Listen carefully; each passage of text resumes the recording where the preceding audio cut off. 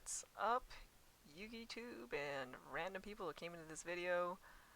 A thing I noticed is anytime there's like a Yu-Gi-Oh product in Japan that's Cypher the Sky Dragon, there's people replying in the comments, in Japanese. They're like, how did this, Osiris, Saint Dragon, God of Osiris, get translated to Slifer the Sky Dragon? They're like, what the heck is a Slifer anyways, right? So hopefully this video will help explain and you learn a little bit about Yu-Gi-Oh history and trivia. So in case you guys aren't aware, in the original Japanese version, Slifer Sky Dragon is called Oshirisu no Tenkoku o Ryu. Sorry, I horribly butchered that. Roughly translate to Osiris the Heavenly Dragon, and then in the manga they've actually said it like Saint Dragon dash God of Osiris, but when they had to translate it and bring it over, localize it, when they localize an anime and it's meant for kids, they have to omit things that are either like religious or like devil or angel or God, or they have to censor stuff, right? So that's why you say like the winged dragon, like of Ra, instead of god dragon, and like Obelisk the tormentor instead of the god of Obelisk kind of thing. So for Slifer, when they brought it over, so you guys didn't know. So the running joke, and you may have heard this from Yu-Gi-Oh! Abridged, is it's Slifer, the executive producer, because the card Slifer the Sky Dragon was named after this guy named Roger Slifer, and he served as the executive producer of Yu-Gi-Oh! For the first couple of seasons. Now, it wasn't his idea to name a card after himself, but, a 4Kids employee that named it after him. And if you didn't know this guy, he's credited with writing quite a few comics and actually helping to create Lobo. You guys don't know, if you guys watch Superman, you guys may have seen this character. He's a smoking alien, you know, badass with the motorcycle and space and the chain thing. And a few other credits. Unfortunately, he passed away in 2015 from complications from a hit and run accident. But he's got quite a lot of contributions for the comics.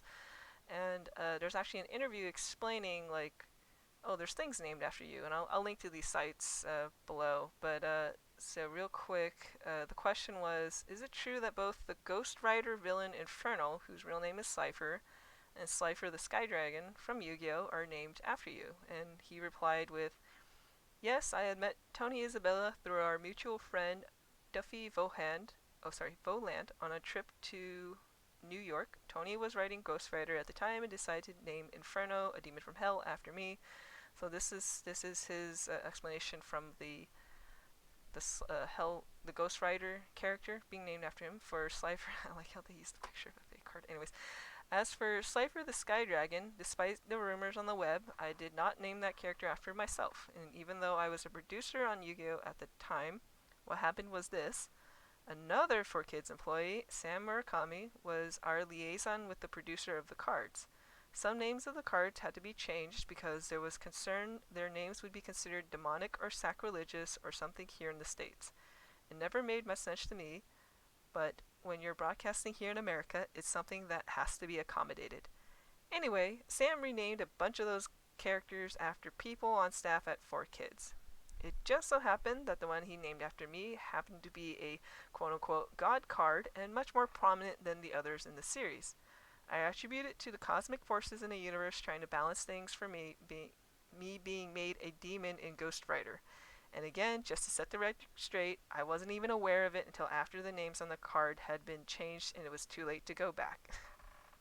So, there you have it. He didn't name it after himself, and he just kind of, I guess maybe randomly, or like maybe it was a cool sounding word, but Slifer, if I'm not mistaken, the word itself has a European origin, so we can look it up. The surname Slifer was first found in Sussex at Horsham, where they were lords of the manor of Slifield. In ancient times, both Sly and Slay were synonymous, and the family Sly did not come in with William the Conqueror. I have no idea. But yeah, it's some European name, but it sounds cool, right?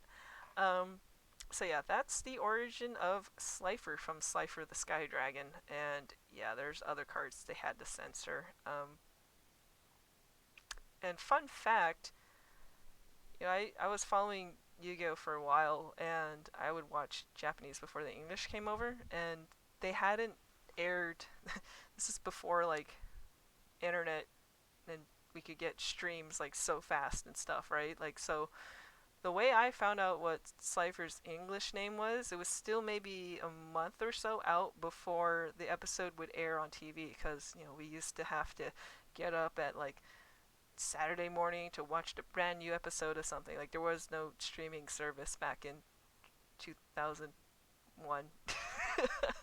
And I actually just randomly went to like a Walmart and they had like Yu-Gi-Oh toys, and then I saw they had the little model kit, and I was like, oh hey, it's Osiris, and then like I turned the box to the side and it said like Slifer the Sky Dragon. I was like, huh, okay, I guess they're renaming it to that. But so that's when I first found out about the name, and then sure enough, like that's what they named it, and I like tried to claim it on the internet like all over the place because it's my favorite monster. But yeah, so that's the origin story of Slifer the Sky Dragon. A little bit background on the guy that's named after and what the name Slifer means.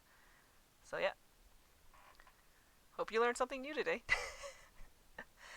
So thank you guys so much for watching. If you like this video, gotta say it, hit like and subscribe, and I will see you guys next time.